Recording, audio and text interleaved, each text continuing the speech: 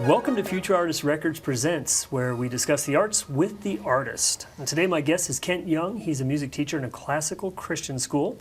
And we're going to be talking about the importance of music education. Welcome, Kent. Thanks. You can tell by my sideways glance, I'm going to hit you with a question right out of the gate, and that is, why is music education important? That's a huge question. Obviously, as a music teacher, I think it's important. But absolutely. And it's interesting, one of the things that I've seen lately, so many people defending music education, and one of the things that they'll do is you'll often see these reports talking about how music education affects a child's grades in another area, or affects their ability to do another, which I think is great. That's a collateral good. But I think the main reason music education is important is because music is a human endeavor. It's part of what it means to be human, and I think it's something that we ought to teach our kids. And I mean, you look, even little kids, you'll see them constantly participating somehow in music, even if they don't realize what they're doing. They're always coming up with chants to coordinate games, or you'll hear them. And I don't know if you've ever heard a little kid in their own room and they're playing and they're singing away or humming a song, where they just can't help it. It's just part of what it means to be human. And I think that that's actually a good enough reason for us to teach kids in music. But I think it goes even beyond that. I think music, because music is part of what it means to be human, there are all kinds of, again, like you could say, almost like collateral blessings or attendant goods that come with learning music. And one of the things is, because it's something because music is something we participate in, when we participate in music, often it's in community, right? Right. In music, just as in sports, you have ensemble work going on, right? So music is another opportunity to learn ensemble, and what does it mean to be part of a group, part of a community. What are my responsibilities? What can I expect in return? And just learning the joy of being part of an ensemble, of working together for a single effect. Which that's just a powerful thing. Right. Absolutely. So I think those are some of the reasons. And there are millions more. Music is largely a form of communication, whether it's storytelling or expressing an emotion or whatever. Do you find that music education helps express that? And do you find that music invites people into what you're thinking, or is it a reflection of what's surrounding, and how do those two things play against one another? Well, that's kind of two questions. It's interesting. A lot of people will say music is a language, right? Which it's interesting. Some people say music is definitely a language. Other people say music is definitely not a language, and it depends on what we mean, right? If we're communicating signs and communicating in signs. Very specific ideas or very specific objects or whatever, music's not a language, right? You can't listen to a piece of music and say that piece of music is saying, the dog went. They're not kind of propositional statements that music makes, right? But others would say, well, it is a language and it does communicate. What does it communicate? It communicates. Some people would say it communicates emotion. Some people would say it's just. It just communicates itself, meaning it's sound that takes place in time. It has a structure, things happen it's such a hard thing to get our heads around. But I do think that that's part of what is helpful in a student learning about music, and learning about music, both being able to wield it as a craft, but also being able to understand it, listen to it, talk about it, is that they can begin to understand things about music in terms of music, right, so that they can understand it without having to borrow. Although we always borrow language from other things, we talk about timbre and we borrow language from visual arts, we say it's dark sound or light, Right, bright right, sound right. or whatever. Yeah. But the point is that the student will have a concept that is a musical concept when they're interacting with music. Having said that, in music education, teaching that, how does that structure happen from little to big? You know, when they're in kindergarten, first grade, how is that music education presented compared to when they're in high school or collegiate level? Obviously, it depends on the pedagogy of the institution or of the person teaching it Sure, or whatever. sure. But I mean, I think the best pedagogies that are extant, that are out there, by and large follow kind of the classical trivium form, grammar, logic, rhetoric kind of form of Right. education, where you've got, with little kids, they just need to. They need to participate in music. They make sounds. They need to learn what a pitch is. They need to learn high and low. They're learning, just the elements of music, the grammar of music. Right. This is a so and this is a me. That note up there is a C. None of it is put together in any kind of a cohesive structure. Right. But they're learning to name things. They're learning to recognize things, that sort of thing. Mm-hmm. You get into junior high, you connect it. That's music theory. Well, in today's day and age, most people don't.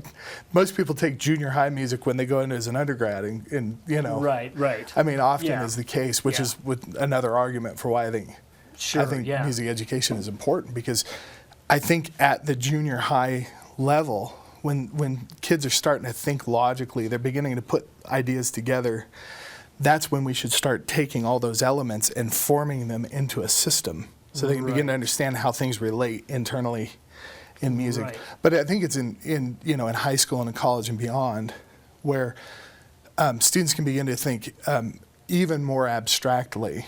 Right, music is abstract as it is, Right, but it's only right. as abstract as really as language or as logic or.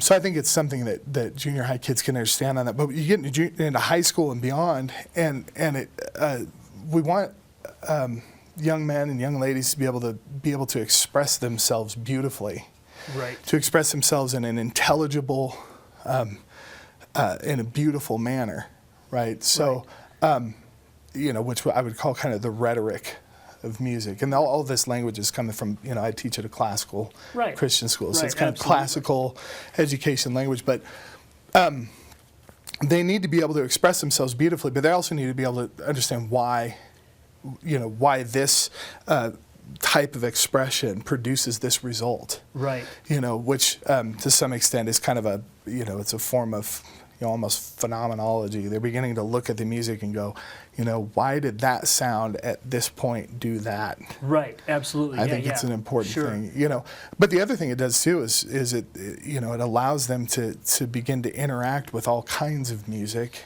Right. and be able to understand what it is that makes a music compelling or not compelling, which I think is really important. Right. That brings me to something that we had talked about before the show, and that is how different genres of music affect your thought process, so to speak, and the way you perceive things.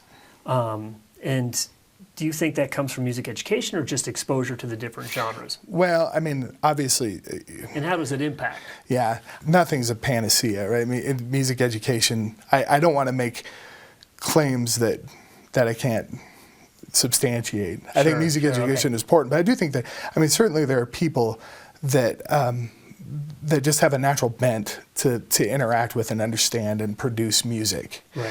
And if that's the case, they don't necessarily need formal tutoring in order to interact with genres Right, or with. And there are other people that need loads of help. Right. I think music education can have an impact in overall, right? Gotcha. But not necessarily more or less on any one individual. But anyway, the thing about, you asked another question in that, how does each genre, how did you put it, how does each genre? Well, it affects your thought process, your social perception. Oh, well, yeah. They talk about the power of classical music, for instance, in mathematics. We had talked about that prior to the show. How does heavy metal impact your thought process? How does electronica affect your thought process? And is it mostly on a social level, or is it also on an actual intellectual level? We have various capacities, right? Right, sure. Maybe even hardwired capacities, but it's amazing how much interacting with our environment, interacting with our culture, just interaction changes our capacities. And, neuroscientists have talked about this. Right. You can actually change the physical structures in your brain by what you interact with and how you interact with those things. Right. So I think that it it just follows, and there's certainly been research on this, but it just follows that if that's the case, that your interaction with music would do the same thing. Right. How does it do that? It depends quite a lot on the genre. Right. It depends on certainly it depends on the message that's intended within the genre, but even just the music itself. Right, so if you look at one of the reasons that classical music is so lauded as something that people ought to listen to at least. Right. It has a lot to do with the fact that classical music has a certain structure and it's actually quite different than what we're used to today. It's got a structure that requires you to pay attention, right, and to pay a lot of attention. Now, if you start with something like Mozart, part of the reason Mozart, I think, is so lauded because his music is almost inevitable. You listen to it, and you can almost anticipate every note, every phrase. Once it's been played, you think, well, of course, that's what should have happened. Right? So he draws you through, and there's a way he does that.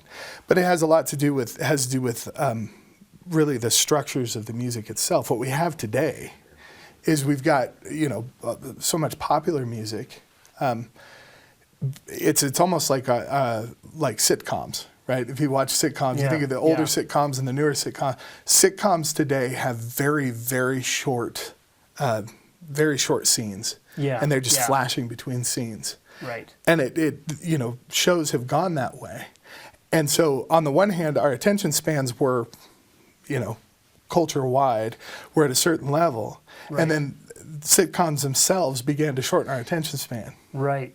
And then, and then as that happened, they shortened the scenes, and there we go. Right? Yeah. We're leading that direction. I think popular music can do some of that, right? Where you've got very short phrases, you've got very repetitive kind of catchphrases, right, absolutely.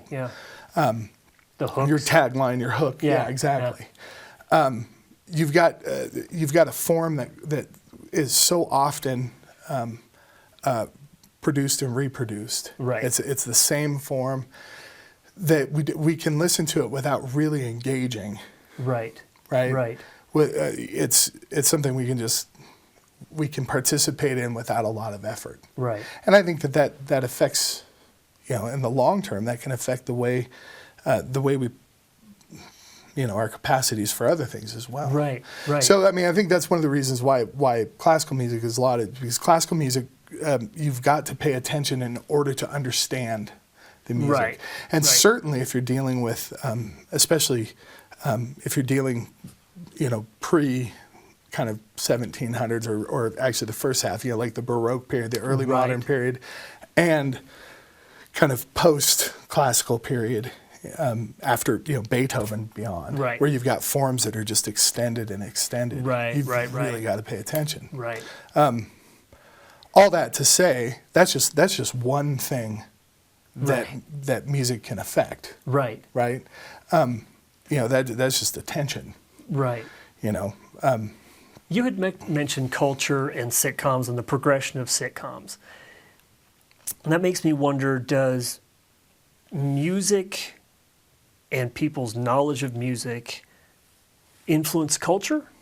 Or does culture and the changes that cultures go through influence the music? Or are they tied together? Right. I think that's a great question. And I think it's one of those where you could have two grad students do, doctoral theses, in complete opposition to one another, and probably, depending on the bent of the people overseeing it, you could probably get them both through. And Right, sure, I mean, sure. that's such a hard thing to Yeah. draw apart. I think what happens often is music is an expression, right? And it's an expression, I think, of course, if somebody is handed a text and they're setting it to music, or maybe they write a text, they're setting it to music, it's certainly an expression of how they feel about that text. Right. Which right. might then again be an expression of how they feel about the world or whatever. Right.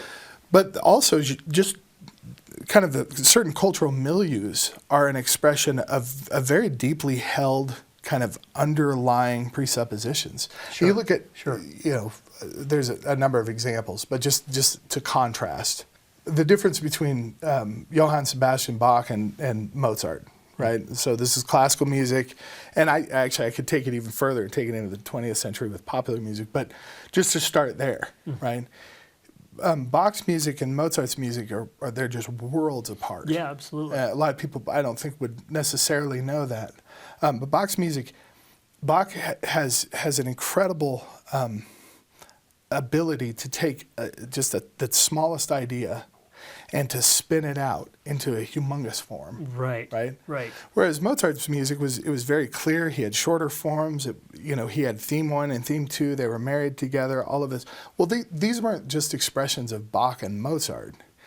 These were expressions of the Baroque, especially the late Baroque Right. aesthetic, Right. which actually came from an entire worldview. Right. Right. And in Mozart's time, a classical aesthetic, which came from a different worldview. Right. I mean, you essentially have kind of early scientific revolution into the Enlightenment, and the difference in their, kind of post-Enlightenment even, and the difference in their music is worlds apart. Right. But right. their music expresses deeply held kind of worldviews, and the same is true today, right? You Sure. think about, a great example is Pink Floyd's The Wall. It's a fantastic example. Right. Right. You can't tell me that the aesthetic of The Wall is somehow divorced from the message. Right. Right. Right. The aesthetic and the message are so well wed together. Right. It's a masterful work that way. Yeah. But at the same time, the aesthetic of The Wall comes from a broader cultural milieu. Right. Right? You can take The Wall and you can set it within a context that makes sense. And that cultural milieu has a whole set of presuppositions. You've got an Sure. entire generation that is dissatisfied. They're dissatisfied Right. with the world of their parents and their grandparents. There's just this angst and this desire to reject what was going on before and to move away. Right. Right. And it comes Right. out in the Right. music itself. Now, do you think that, having said that, with all the culture things, look at what happened you look at the different decades, the 50s, the 60s, the 70s, and through those decades, you suddenly started seeing the cultural differences, but you started seeing technological differences too, which broadened it even more. Do you think that the technology has positively or negatively influenced that, and has it changed the cultural feel as well? And how is that? Well, let's just leave it at that for now. Do you think that the technology has affected the expression of the culture and through the different genres? Because you look at the 50s and 60s, you had rock and roll, you had the different types of rock and roll, but it wasn't like today where you've got sub genres of rock and sub genres of pop and R&B, and technology has really influenced that because of the way the sounds are created. I guess, how does that affect the culture of the music? I mean, I certainly think there's been a huge effect, but the cause and effect relationship is difficult. I think what's happened, actually, my cynical side says that the genres and subgenres is less a matter of technological advance and more a matter of marketing. Interesting. But I don't know. That's sure, just sure, I can see I'll just throw Sure. that out there Yeah. and see if somebody wants to Right. to debate it. But I think that one of the things that technology has done is technology has essentially given us more and more immediacy Right. of effect, right? and which is one of the things we've tried to do is we've tried to alleviate the amount of work required in order to achieve and receive and get and gain. And it's done the same thing in music. And you've got kids nowadays that can just open up a program and they can take samples of things that somebody else did all the work for them. Right. They recorded it, they played it. It's all in the right key. It's in the right tempo. It's got the right rhythms. All that, and they can just throw it up on a page and kind of put together a collage musically, and put it out there, which is I think is unfortunate. Now, don't get me wrong. I'm not saying that all techno music or people that use samples are doing that. Right. Right. The real artists that are doing that are dealing in the world of they're dealing in the world of time and timbre. Right. Sure. And their skill that way and their craft that way is amazing. It's mind blowing. So they take things, they put it together, and then they begin to craft it by dealing with partials and all that. I think it's amazing. Do you think that draws away from the education of music? Well, I mean, or is it just taken in a different direction because they don't have the theory part of it behind it, and they're dealing more with just the effects of it? Yeah, I think part of what we have, unfortunately, is we've got a culture now that is very entitled. Sure. And I think some of it comes from just the fact that we've most of us have grown up relatively wealthy, even the poorest among us in the West. Compared to the world and compared to history, right? Yeah. Have grown up relatively wealthy, and we've been told, we should have anything and we should have it now. And the Whitney Houston song of the '80s, the greatest love of all is the learning to love yourself kind of thing. We've really taken that to heart. You know? Right. And so, and music is hard. Yeah. Anything that's worth it is hard to do. Right. Well, ask any independent musician if music's hard. Right. Yeah. Right. They definitely know. Right. And so if you're gonna learn a craft, it's difficult to do. Yeah. And if I can have the gratification of a product without putting in the work, and if my world works that way, where I can be gratified all the time and not have to expend any energy, it's going to be difficult to sell me on the importance of something like music education, right? Part of it is it's a values disparity there. Having said that, I think one of the things that technology has done is it's also begun to isolate us. I mean, one of the things we used to do a lot more of that we don't do anymore, as a culture, is participate in music together as part of the course of the day. Yeah. Just sitting down after dinner and playing piano or pulling a guitar out and singing just because you both sing and there's a guitar there. Yeah. And it's a way to interact. Yeah. It's Before you even finished that comment, I knew where you were headed, because even in the live setting, you go to a club and you're in the middle of 1,000 people and you're connected to the music, but you're not connected to the person next to you. Exactly. Yeah. I mean, you turn the lights off, you turn the music way up, and you got people around you. You can go and listen to a band and go home, never learn a single person's name. Right. And one of the things, actually I'm seeing a little bit of a change culture-wide there. I'm seeing more and more people who are, their kids are learning to play guitar or learning to play a lot of it's string instruments, banjo or mandolin or whatever, and they're beginning to play together more. I think that's a great thing. I think it's a healthy thing, because they're participating in something that's a coordinated activity with other people. I think that's just, we're humans. We need interaction. I think it's a healthy interaction. It's like, you know what it's like if you're playing with another musician and all of a sudden you lock in. Yeah. They're either the pockets there, maybe the harmony locks in and your vowel is just so, and there's something that happens. There's a connection that happens. It's almost inexplicable. Yeah. I mean, all you can do is like high five and go your separate ways, because you don't want to talk about it. It's like it's too intimate to it's almost embarrassing. Like, did you just see what happened there? Which is interesting, because you can have that kind of connection when you're witnessing music happen. Or a band can see the response of an audience and feel that, right. but there's that separation that keeps it from getting awkward. Yeah, that's right. Yeah, it's easier to tell an audience, Yeah. this was great. This Right. is, you guys, Have a nice night. like you don't even have to look them in the eye. Right. You just look over their heads. That's right. Now, do you think that music and its kind of separation from a classical education perspective because of technology has lost its human element? Or do you think it's just shifted its human element? I don't think it's, it can't lose its human element, right? I mean, a kid sitting in his bedroom pulling samples together, he's a human being expressing something. He's expressing a desire, he's expressing something. And if he does it well, somebody on the other end of that, listening to it, is going to pick up on that. Right. And we just can't help it. Right. So I don't think that's the case. What I think that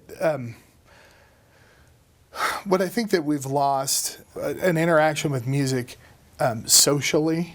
Yeah. We've lost it as kind of our context right now is the stage. Our context is the stage and the big stage, or the studio, and outside of that, we don't understand that music would have any kind of legitimate function. Right. And I mean, even our listening habits, that's an interesting thing.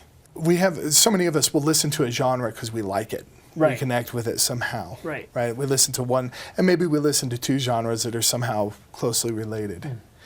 But it's interesting that various music in various contexts makes sense. It makes more or less sense. Yeah. I'll give you an example of what I mean. I never understood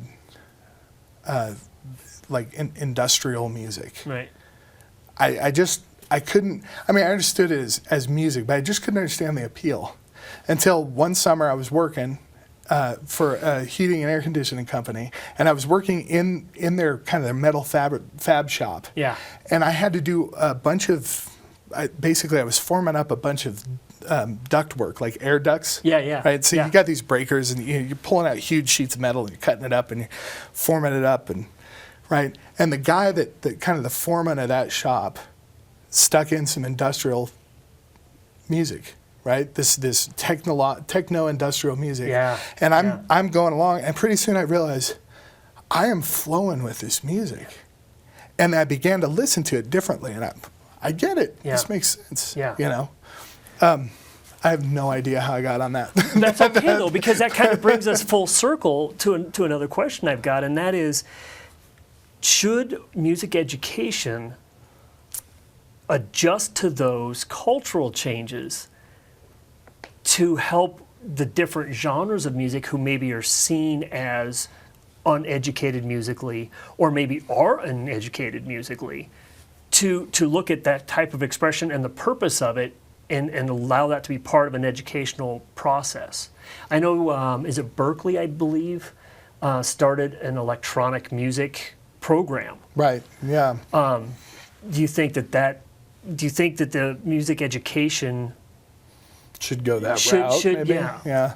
I mean, part of it depends on what your intended goal is for music education. I think, can other genres be included in the education process of, in music education? I think inevitably they have to be. Sure. Students are people in general are going to be interacting with all kinds of things.